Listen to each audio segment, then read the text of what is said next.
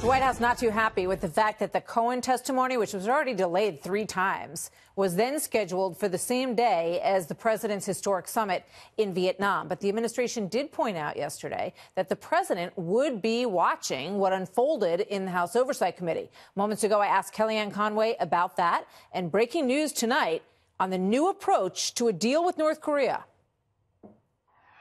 Here now, Kellyanne Conway, counselor to the president. Kellyanne, good evening to you. Did the president watch the testimony today of Michael Cohen?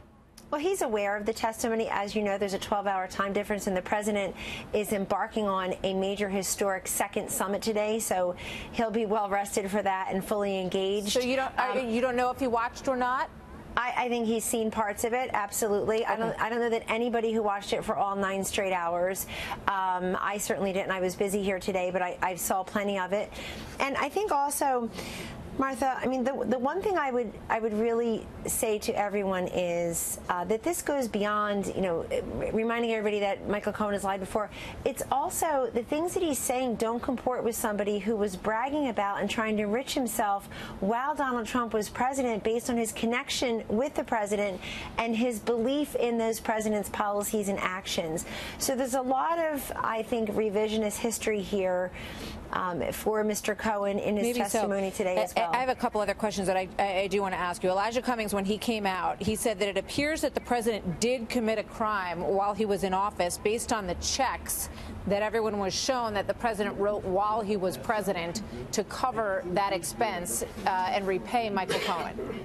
And the operative words there is "it appears." In other words, if this were actually a court proceeding, if this were a trial, there would have been cross-examination. I haven't practiced law in many years, but I would have said to Mr. Cohen, do you see this check? Did you ever receive another check like this? It was the only check.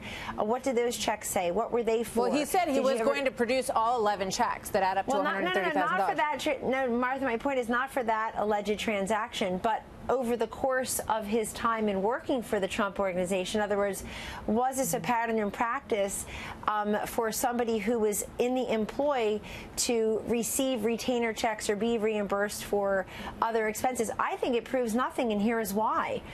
Michael Cohen admitted today that the president never directed him to lie, never directed him, that he, quote, spoke in code. And that if you're around the president long enough, you know what the president is asking you to do without him asking you to do it. That's a bunch of nonsense to someone who's been around the president every single day for 3 straight years now. He's pretty direct. You see him most days with the media. He's very direct. Well, then let me ask you this question. Is the president concerned about this investigation that we did learn a little bit more about today with regards to the Southern District of New York, looking into financial improprieties, and Alan Weisselberg, his former CFO, who is a cooperating witness in that case? Look, the Democrats are after 3 things today. They're saying that the president knew about the Trump Tower meeting. They're saying that he knew about WikiLeaks from Roger Stone's report. They've all said that's not true, and that this hush money was somehow meant to, there was a worry that it would affect the election. Where is the evidence of that? Martha, you had so many false accusers coming out, as you know, every single day the president talking about them, then being interviewed at length on networks and cable stations, giving them some kind of credibility. I understand all that, but I'm asking you about a separate question. I'm asking you about whether or not the president or the White House is concerned about the outstanding criminal investigation that is ongoing into the president in the Southern District of New York. It's nothing that concerns me or that I work on here any day of the week at the White House. Martha, I know the president has said there'd be a red line involved in delving into his finances for no legitimate reason. And you heard Mr. Cohen today. He said he's in constant contact, quote unquote, with the Southern District. And so we'll see what happens there. But remember, this all started as a hunt for collusion with Russia. And the chief witness today for the Democrats, indeed, I'd say for the 2020 Democrats, since they were busy raising money off of the testimony today while it was happening, the chief argument that they made that there was collusion with Russia was not proven today, and Mr. Cohen himself said today he has no evidence of that. That is true. Last question. Susan Rice wrote that the president could learn some lessons from the Iran deal, which the president has railed against. She said the United States and North Korea will need to agree on a series of steps that would build mutual confidence as part of a roadmap to full denuclearization. The model for this approach, anathema as it is to Mr. Trump, is the Iran nuclear negotiations. And tonight we're learning that there is, according to some reporting, no longer a demand on the part of U.S. negotiators for a full accounting of nuclear and ballistic missiles. Is that accurate?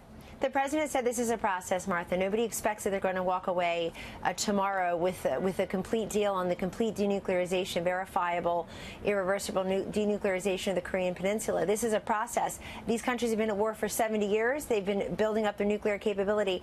I would have to push back on Ms. Rice, though. The president is the one who took us out of the Iran deal. He thought it was a horrible deal for this country and for our friend Israel.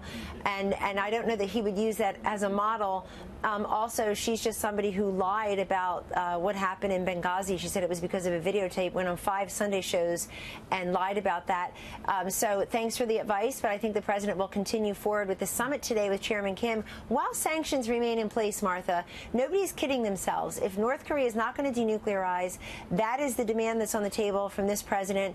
And in return, maybe there's some economic development for North Koreans if, in fact, their chairman does what he says he's going to do or does what the president is demanding that he do. But thanks for even covering Vietnam in this historic second summit, because I don't even know that we deserve a split screen of events today. What the president is doing, I mean, 2 months from now, the president's going to be sitting in the Oval Office. Michael Cohen is going to be sitting in jail. So I think the split screen was overdone today by most in the media. Kellyanne Conway, thank you very much, Kellyanne. Good to speak with you tonight.